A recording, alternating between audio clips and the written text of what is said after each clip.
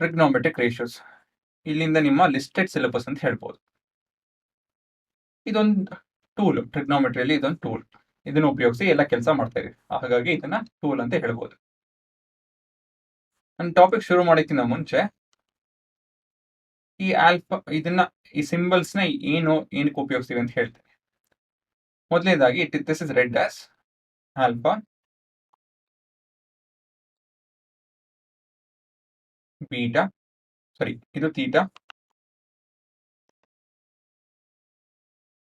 ಇದು ಬೀಟಾ. ಈ ರೀತಿಯಲ್ಲಿ ಓದ್ತೀವಿ ಇದನ್ನ. ಇವೆಲ್ಲ symbols. So angle A B C D angle 1 2 3 4 ಬದಲಾಗಿ ಇದನ್ನು ಉಪಯೋಗಿಸ್ಬೋದು. ಇದನ್ನು ಉಪಯೋಗಿಸ್ತಾರೆ, ಹಾಗಾಗಿ ಇದು ಗೊತ್ತಿರಬೇಕು. ಆಯ್ತಾ? ಸೊ ಇವಾಗ ಡೀಟೇಲ್ಸ್. ಟ್ರಿಗ್ನೋಮೆಟ್ರಿಕ್ ರೇಷಿಯೋಸ್ ಆರ್ ಇದೆ. ಆಯ್ತಾ? ಆರಲ್ಲಿ ನೀವು 3 ಆಲ್ರೆಡಿ ನೋಡಿದ್ದೀರಾ, ಸೈನ್, ಕಾಸ್ ಮತ್ತೆ ಟ್ಯಾನ್. ಇನ್ನ 3 ಯಾವುದು ಅಂತ ಹೇಳಿದ್ರೆ ಕೋಸೆಕ್, ಸೆಕ್ ಮತ್ತೆ ಕಾಟ್. ಸೊ ಸೈನ್ ನೋಡಿದ್ರಿ, ಸೈನ್ ಅಂತ ಹೇಳಿದ್ರೆ opposite by hypotenuse. But sine ಅಂತ ಒಂದೇ ಅಲ್ಲ, ಮತ್ತೊಂದು ಇನ್ಫಾರ್ಮೇಶನ್ ಕೊಡಬೇಕು. ಯಾಕಂದ್ರೆ ಪರ್ಟಿಕ್ಯುಲರ್ ವ್ಯಾಲ್ಯೂ ಬೇಕು ಅಂತ ಹೇಳಿದ್ರೆ ಆಂಗಲ್ ಇನ್ಫಾರ್ಮೇಶನ್ ಕೂಡ ಕೊಡಬೇಕು. ಕಾಸ್ ಅಂತ ಹೇಳಿದ್ರೆ ಅಡ್ಜಸೆಂಟ್ ಬೈ ಹೈಪೋಟೆನಸ್. ಸೊ ಪ್ರತಿ ಕಡೆನೂ ಆಂಗಲ್ ಬಗ್ಗೆ ಮಾತಾಡಲೇಬೇಕಾಗುತ್ತೆ. Tan of an angle definition ಪ್ರಕಾರ ಏನ್ ರೇಷಿಯೋ ಅಂತ ಹೇಳಿದ್ರೆ ಆಪೋಸಿಟ್ ಬೈ ಅಡ್ಜಸೆಂಟ್. ಹುಡುಗರ, ಟ್ರಿಗ್ನೋಮೆಟ್ರಿಕ್ ರೇಷಿಯೋಸ್ ಟಾಪಿಕ್ ಹೆಡಿಂಗು, ಅದಕ್ಕೆ ನಾವು ರೇಷಿಯೋಸ್ ಬಗ್ಗೆ ಮಾತಾಡಲೇಬೇಕು. ಇವೆಲ್ಲ trigonometric ratios, triangle related ratios ಇವೆಲ್ಲ ಅಲ್ವಾ, ಹಾಗಾಗಿ ಇದಕ್ಕೆ ಹೆಸರು ಬಂದು trigonometry ratio. Cosec, sec and cot ಅಟ್ಟುಕೊಂಡು ಲೆಕ್ಕಕ್ಕಿಲ್ಲ ಅಂತ ತಿಳ್ಕೊಬೋದು. ಏನಕ್ಕೆ ಅಂತ ಹೇಳಿದ್ರೆ ಕೊಸೆಕ್ ಬಂದು ಸೈನ್ಗೆ ಆಪೋಸಿಟ್. ಸೈನ್ ಬಗ್ಗೆ ಗೊತ್ತಿತ್ತು ಅಂತ ಹೇಳಿದ್ರೆ ಕೊಸೆಕ್ ಬಗ್ಗೆ ಆರಾಮಾಗಿ ಮಾತಾಡ್ಬೋದು. ಕಾಸ್ ಬಗ್ಗೆ ಗೊತ್ತಿತ್ತು ಅಂತ ಹೇಳಿದ್ರೆ ಸೆಕ್ ಬಗ್ಗೆ ಆರಾಮಾಗಿ ಮಾತಾಡ್ಬೋದು. ಸರಿನಾ? ಸೊ ಇದೇನು ಬರ್ತಿದ್ದು, ಹೈಪೋಟೆನಸ್ ಬೈ ಅಡ್ಜಸೆಂಟ್. ಕಾಟ್ ಬಗ್ಗೆ ಮಾತಾಡಬೇಕು ಅಂದ್ರೆ ಟ್ಯಾನ್ ಬಗ್ಗೆ ತಿಳ್ಕೊಂಡಿದ್ರೆ ಸಾಕು. Adjacent by opposite.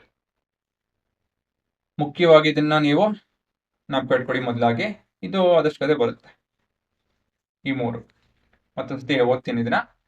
Sign of an angle, cos of an angle, tan of an angle, cosec of an angle, sec of an angle, cot of an angle. ಇದು ನಿಮ್ಮ definition.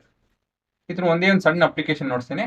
ಇದ್ರ ಮೇಲೆ ಹಲವಾರು ನಿಮಗೆ ಪ್ರಾಬ್ಲಮ್ಸ್ ನೋಡ್ತೀವಿ, ಹಾಗಾಗಿ ಅಲ್ಲೂ ಕೂಡ ಕಲಿತೀರಾ. ಇಲ್ಲೊಂದು ಎಕ್ಸಾಂಪಲ್ ನೋಡ್ತೀನಿ ಅಷ್ಟೇ. Sign of alpha. ಸೈನ್ ಅಂತ ಹೇಳಿದ್ರೆ ನೋಡಿದ್ರ opposite by hypotenuse. But sine of alpha, ಈ ಆಲ್ಫಾ ಏನ್ ಮಾಡುತ್ತೆ, ನಾವು ಆಲ್ಫಾ ಹತ್ರ ನಿಂತ್ಕೊಬೇಕು.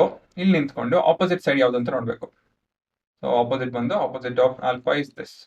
ಹಾಗಾಗಿ ನಾನು ಎ ಬಿ ಸಿ ಡಿ ಅಂತ ಬರೆದ್ರೆ ಇದನ್ನ, ಈ ರೇಷಿಯೋ ಬಂದು B C by A C ಆಗುತ್ತೆ. ಇದೇ ಡೆಫಿನೇಷನ್ ನಾನು ಸೈನ್ ಆಫ್ ಥೀಟಾ ಅಂತ ಬರೆದ್ರೆ ಏನಾಗುತ್ತೆ, ಇಲ್ಲೂ ಕೂಡ ಆಪೋಸಿಟ್ ಆಫ್ ವಾಟ್, ಥೀಟಾ. ಇಲ್ಲಿ ಆಪೋಸಿಟ್ ಆಫ್ ಆಲ್ಫಾ. ಹೈಪೋಟೆನಸ್ ಅಲ್ವಾ? So what is opposite of theta ಅಂತ ಹೇಳಿದ್ರೆ ನಾನು ಇಲ್ಲಿ ನಿಂತ್ಕೊಂಡ್ರೆ ನನ್ಗೆ ಆಪೋಸಿಟ್ ಇದು ಬರುತ್ತೆ. ಹಾಗಾಗಿ A C by hypotenuse B ಸಿನೇ.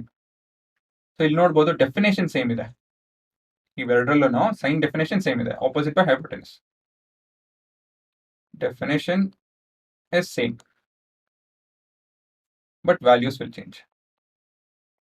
Values can change. Same ಒಂದ್ಸತಿ ಸೇಮ್ ಇದ್ರೂ ಇರುತ್ತೆ, ಅದು ವೇರಿಯೇಷನ್ ಇದೆ. ಬಟ್ ಏನಂತ ಹೇಳಿದ್ರೆ ವ್ಯತ್ಯಾಸ ಆಗುವಂತ ಸಾಧ್ಯತೆ ಹೆಚ್ಚಿದೆ. So sine of alpha, cos of sine of alpha, sine of theta, ನಿಮ್ ಬೇರೆ ಬೇರೆ ವ್ಯಾಲ್ಯೂ ಬರುವಂತ ಸಾಧ್ಯತೆ ಹೆಚ್ಚಿದೆ. ಸೊ ಅದೇ ರೀತಿಯಲ್ಲಿ cos of alpha, cos of theta, tan of alpha, tan of theta ಬೇಕಾದ್ರೆ ನೀವು ಬರೆಯೋಗಿದ್ರೆ ಬರೀಬಹುದು. ಇದ್ರ ಮೇಲೆ ತುಂಬಾ ನಾವು ನ್ಯೂಮರಿಕಲ್ಸ್ ಮಾಡ್ತೀವಿ, ಹಾಗಾಗಿ ಅಷ್ಟೊಂದೇನು ತಲೆ ಕೆಡ್ಸ್ಕೊಳಕ್ ಹೋಗ್ಬೇಡಿ. ಮುಖ್ಯವಾಗಿ ಏನಂತ ಹೇಳಿದ್ರೆ ಇಲ್ಲಿಂದ ಇಲ್ಲಿಗೆ ನಿಮ್ ತಲೆ ಒಳಗಡೆ ಹಾಕೊಳ್ಳಿ. Sine of an angle, sine of alpha is opposite of alpha divided by hypotenuse. Cos of an angle alpha is adjacent of angle alpha divided by hypotenuse. So ಈ ರೀತಿಯಲ್ಲಿ ನಾವು ಮಾಡ್ಕೊಂಡು ಹೋಗ್ತೀವಿ. ಸೊ ಇದನ್ನ ಮಾತ್ರ ನೀವು ತಕ್ಷಣಕ್ಕೆ ಜ್ಞಾಪಕ ಇಟ್ಕೊಳ್ಳಿ. ಏನಷ್ಟು ಕಷ್ಟ ಇಲ್ಲ. ಪೂರಾ ಎಕ್ಸಸೈಸು ಒಂದಷ್ಟು ಪ್ರಾಬ್ಲಮ್ಮು ಇದ್ರ ಮೇಲೆ ಮಾಡ್ತೀವಿ. ಇದು ಮತ್ತೆ ಇದು ಬಟ್ ಇವೆರಡು ಆಪೋಸಿಟ್ ಅಲ್ವಾ, ಇನ್ವರ್ಸ್ ಉಲ್ಟುಲ್ಟ ಆಗಿದೆ ಅಷ್ಟೇ. ಅದನ್ನು ಹೇಗೆ ಉಪಯೋಗಿಸೋದು ಅಂತ ಹೇಳಿ ಅದು ಕೂಡ ನೋಡ್ತೇನೆ. ಇದನ್ನು ಕ್ಲೀನಾಗಿ ನಾವು ಕಟ್ಕೊಳ್ಳಿ.